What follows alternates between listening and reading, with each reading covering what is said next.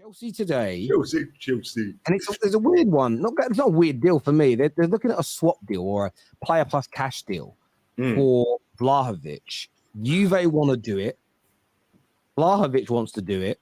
But Chelsea are not decided they want to. And there's a lot of Chelsea fans that don't want Vlahovic at Chelsea. But how good a deal, in your opinion, would this be for Chelsea to bring this young striker in? I agree with the Chelsea fans that don't want him. He's absolutely garbage. Yeah, I actually did a video last night on the other channel, my second channel, and I said, is it actually an upgrade on Lukaku? Like, let's be real with it. Is it actually an upgrade? Yes, I know Lukaku don't want to be at Chelsea, but his output is literally 1 in 2 at every club he's been at, albeit he has only won 1 FA Cup in his entire league career or domestic career in England, which was 11 years ago he won that cup. He's never won a trophy since. Yeah, so his goals have led to nothing, a bit like Harry Kane. Did he win that with Chelsea? Did he actually play? 2012. I think he did actually. Yeah, I think he played the cup games, not the league. I may be wrong, or he played the league and a couple of cup games. I can't remember. Yeah, it was 11-12 season, I think. Yeah, but he hasn't actually won a trophy in England since. But if you look at his goals, he has got a decent goal scoring record. Now go and look at Vlahovic. Yeah, the guy was smashing him in at Fiorentina, gets his big money move to Juve, and has done absolutely nothing. Yeah, now he's going to come to England, half his goals straight away. Yeah, because that's how it works roughly. We went through this last week. Half the goals, he's going to flop massively, and I don't think he's an upgrade. Yeah, at least with Lukaku, like, he'll have a fight with you. He'll rough you up and stuff. Like, no, he'll probably thrive on that, like bullying people. Is this Vlahovic going to bully anyone? Is he going to be able to bully Van Dijk? Like, defenders like that? I don't see it. Is he going to bully Saliba? Is he going to bully Varane?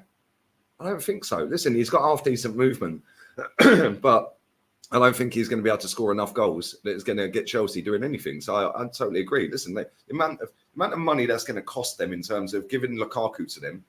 Yeah, Lukaku's valued at what, 40 mil, 30 mil? Yeah. Now the cash that they're going to have to pay on top, plus all the wages they're going to have to pay him, might as well just go and buy Kane. Guarantees you 30 goals. Like, let's be real. Yeah, I mean, I don't think he's that good. Yeah, I've always rated Vlahovic until he went to Juve, and I just don't think it's. I mean, he really should have gone to Arsenal. I think he would have killed it there. But sometimes people move too early. He just doesn't. I watched him probably play about 5 or 6 times last season, and he was a weird player. There were moments where I went, "Oh, that looks good," and then there were times where I thought, "I'm not too sure." But then Juve was such a mess last season. It's also hard to judge per se. Sometimes players can just change teams and move elsewhere and be better. But yeah, a lot of Chelsea fans online are not happy. Di Maria smashed it last season at Juve. True. Yeah, Di Maria was one of their best players, if not their best player all season. So I know they were up and down. 1 minute they were second in the league, then they were down in 12th. Then they were back up to 3rd and back down to 9th. Like, it was crazy. They kept getting points added on and taken off. But there was still good performance in that team. Yeah, I just don't think he's it, mate. Yeah, I really don't. Like, he's pretty quick. I wouldn't say he's rapid, but Lukaku's pretty quick. Yeah, he can hold the ball up. Okay, also can Lukaku. Yeah, he's got a better first touch than Lukaku. Yeah, but he can't spin a defender like Lukaku can. Yeah, and let's be real. Yeah, he ain't going to have the output that Lukaku will. What do you make? What do you make of this here? This says from Rego Park says offloading toxic Lukaku is paramount. No club wants him. Vlahovic will be back up to Jackson, and he's only 23. Room to grow.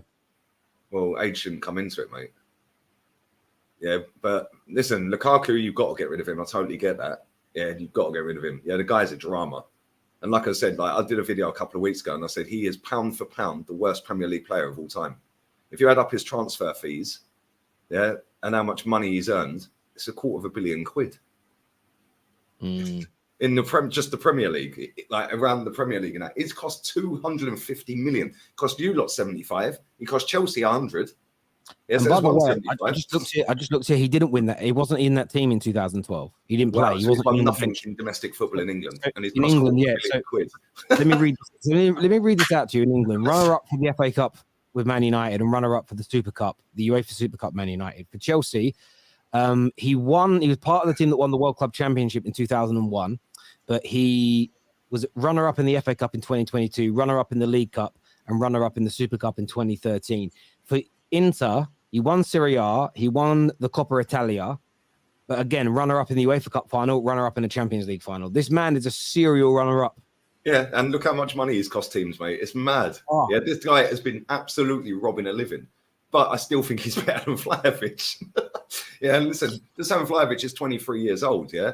Right? No disrespect. That is not a baby. That is not a kid. Yeah, Messi was winning Ballon d'Ors at that age. Yeah, like, come on. Yeah, I know Messi's probably the wrong example to use because he's, like, mad. But 23 years old, you've been playing professional football for 4 or 5 years at a high level, and you're still not that good. Yeah, and then it'd be, oh, but it's his first season in the Premier League. Well, now he's 24. Then it'd be, oh, yeah, now he's 25. All of a sudden, his career's going the same way as Lukaku's. Yeah, I think whatever Vlahovic does next, it has to be the right move. He can't move to a chip. The one thing I would say about the deal, my personal, I think Vlahovic is better than you're saying he is. However, the one worry I would have if I was Vlahovic is the Chelsea board and transfer committee and Poch have already said no once this summer already. For them to change their minds, the fear would be that's a really weird. If Man United and Ten Hag sat down in May and said Amrabat's not the guy, and then come August we go, okay, we'll buy him, that would worry me. That would be the one concern. So it's not about whether you think he's got good ability or bad ability. The manager has already once said, no, I don't think he's the guy.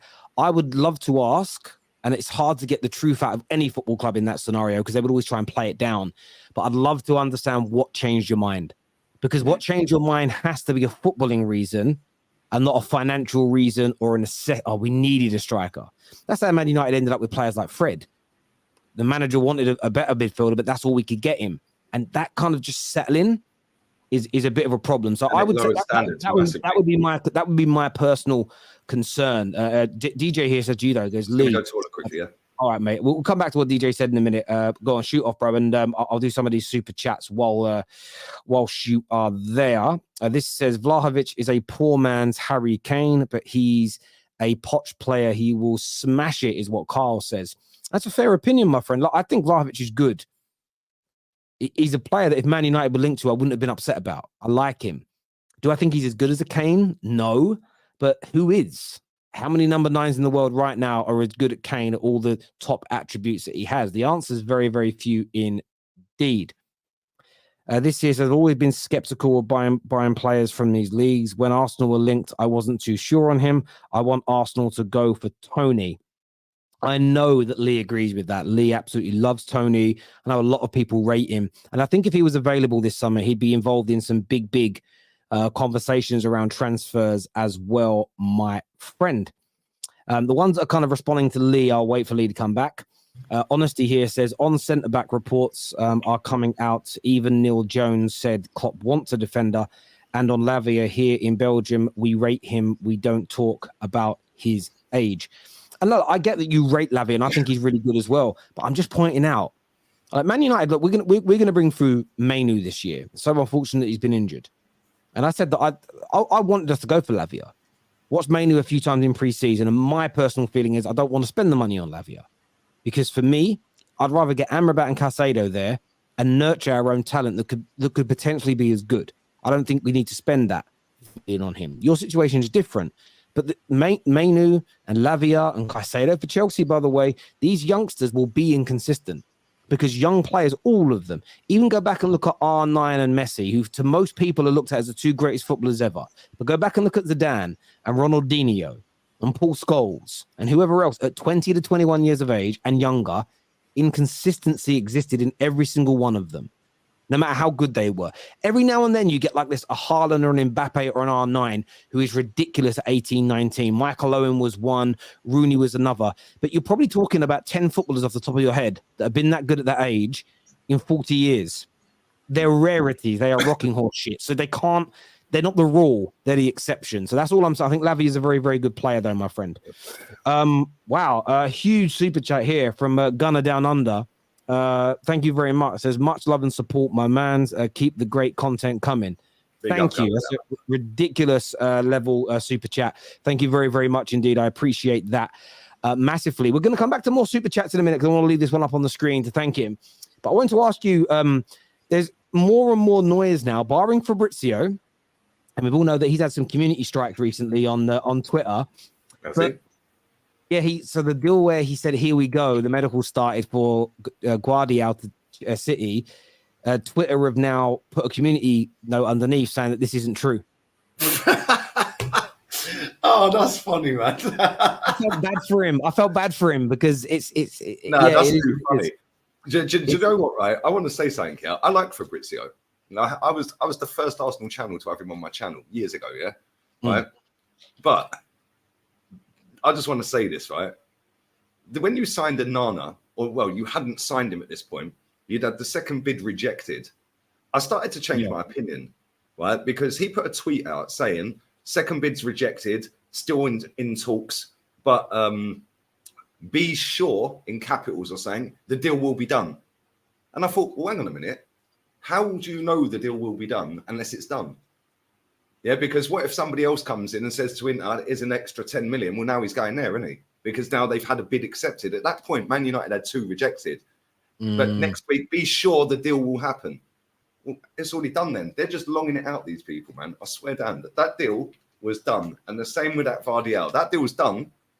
Yeah, but it's just longing it out, making it look like, oh my God, Man United got over the line. Man City, that's really good. Look, they're really bullying these Italian teams. And like, it's just bro. When I was younger, early 90s, early 2000s, DVD players came out. And there is a point to this story. A friend of mine's dad worked for Sony. And we were all like, I remember we were around my friend's house and we all said, I'll ask my dad for one for Christmas and whatever else. And his dad came in and said, don't get one now. Why? He said they're ridiculous. And the first DVD players that came out were like £400 or £500. And this was 20 odd plus years ago. He went, in the next 3 to 4 years, there'll be recordable DVD players and they'll become really, really cheap. They'll become really cheap because they've already developed Blu-ray. So it was like, don't buy it now. There's barely anything available on DVD. Just don't do it. Wait, bide your time type thing. But he says that companies won't just go to the new technology. They'll just slowly release every year to 18 months, new DVD, all the way until they release the new best technology. But the new technology that comes out in 5 years' time is always nearly invented when they're releasing the other stuff. Does that make sense? But they said if they just went from what they have to the next version, all those new editions wouldn't come out and the money wouldn't come out. And journalists do this same thing sometimes where I think they know it's going to happen, but it's like, well, let's write a story Monday, story Tuesday, story Wednesday, story Thursday, story Friday, and release it slowly. Sometimes I think they do that, but yeah, no, it always reminds me of my dad's friends said, don't buy one now because better ones are coming. The basic ones. And what he also said, this is so true as well. He said, all the ones that come out now, pirate DVDs won't work on them because the way they do the lasers. He says, all the cheap ones that are going to come out in a year or two will work. And my dad was dumb enough. He went and bought a brand new Kenwood one for us for Christmas, right? This thing cost about 350 quid. All the pirate DVDs that cost 20, like £1, wouldn't work on it. Legit. $9.99 DVD player from Tesco's, they all worked on. So it was like a $9.99 one with better value than that. But there we go. I've upset somebody in the chat, Tel. I have no presentation etiquette, mate. This ain't Sky Sports, mate. This is the Football Terrace. Like, if you're looking for a professional guest, go and watch Sky Sports. Like, I just say what I think, mate. Like, real talk. Stop bringing this guy to your program. How about just don't watch it on a Tuesday at 3:30? How about that, mate? There we get. Nathaniel here says Potts likes Vlahovic and did say he's open to more additions in the front line, and a board member really likes him. Anyway, to get Lukaku off the books, I'm all for that. Guy is a parasite. A fair play for letting us know that, Nathaniel. It's good to learn new things. Lee, would you still take Vlahovic over Lukaku? I would still take Vlahovic over Lukaku. Being 23 years old, I think he will do well for us. I have such a problem with people constantly mentioning age. Nobody talks about Erling Haaland's age. Why? Because he bags goals. Yeah. He's 23 and what? Like, I don't mean to be rude to the guy. Yeah, because I know, like, I'm not trying to be a mug about it. But age only comes up to make out that the player is somehow going to blossom into the world-class striker or player that you think they are. Yeah, it's only used as a tool by people to go, oh, yeah, but he's only 23, which means straight away he ain't good enough. Because the fact that you're even using that and then putting his age in, oh, but he's only 23, tells me he ain't good enough. Yeah, because you ain't going to say about Harry Kane, oh, but he's 30. Like, I hear you on that. I hear you on that. I wanted to mention as well before we move on to some other clubs. There's a lot of talk that the Caicedo deal could be off. And one of the updates we saw in the last few days about this is that Chelsea could be looking at Edson Alvarez again. Tyler Adams could be an addition instead. If they end up with a Tyler Adams or an Alvarez instead of Caicedo, how damaging do you think that will be for Chelsea's season? Massive. I don't understand why they ain't got the deal done. Like, well, the reason is Brighton are refusing to accept anything less than 100 million. That's essentially we've known this since January. We were in the same position. We knew it was 100 million January. Yeah, and let's be real with it. Declan Rice went for 105. Yeah, Enzo went for 106. So I understand why Brighton won 100 mil for him. Yeah, we all know he's not worth 100 million, but he's worth what somebody's prepared to pay for him. Yeah, and if Chelsea don't want to go that extra 10 million, well, sorry, that's pathetic. Yeah, I think they bid like 80 something million, didn't they? Yeah, they should be doing 100 million. They should put an extra 20 on top. It'll put him next to Enzo, and that's a decent midfield. Yeah, with Nkunku in front of him, that's a quality midfield. Yeah, so I don't understand why they're doing it. They've got rid of so many players off their wages. They can afford them. They can afford the fee anyway. Don't understand why they're haggling over 20 million quid. Just pay it. They've got to get it. They've got to get it. I think if they go down that level, drop a level to Tyler Adams. Again, it's not like catastrophic for their season. But a lot of the predictions that I've kind of made when people have asked me the questions or I hear from Chelsea fans is based on getting Caicedo. If you don't have him, I think it changes a lot of what Chelsea might be able to do next year. And the thing is, he's a quality player as well. Yeah, and Enzo's a quality player. And you put them both together, I think they complement each other well. Both got different attributes. Yeah, Enzo's got miles better passing accuracy and range of pass. Yeah, but Caicedo will run around doing all the donkey work. Yeah, and I think they'll complement each other so well. Yeah, and I don't understand what their problem is. They've got rid of so many players out of that football club. They've got probably half the wage bill with the players they've got rid of. They've got big fees back in for some of their players, Mason Mount, Havertz, etc. They're going to get Lukaku off the wages. Yeah, that's huge. He's on about 300 grand a week. I don't understand what the problem is. It's totally weird that they're doing that when they went out in the last 12 months and done 600 million just like that. Bang, bang, bang, bang, bang. And now they don't want to pay an extra couple of quid for him.